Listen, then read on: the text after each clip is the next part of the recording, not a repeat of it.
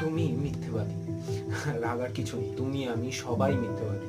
আসলে আমরা আমাদের যে আশাগুলো করছি না, সেই আশাগুলোতে ভাবি যে তার পরিণাম, তার ফল খুব শীঘ্রই পেয়ে যাবো।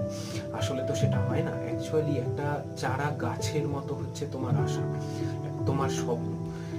এই যে একটা চারা গাছ যখন আমরা নিয়ে আসি, তাতে আমরা প্রথমে আশা করি, তাকে পরিচর্যা করি, করে তাতে পাতা আনি, সেই নতুন পাতা, তারপর তার থেকে ফুল, ফুল থেকে ফল, এবং সেই অন্তিম ফলের যে মিষ্টত্ব, সেটাতে একটা টাইম লাগে। সেই যে সময়টা, আমরা সেটা আমাদের আশাগুলোর ক্ষেত্রে দিই না।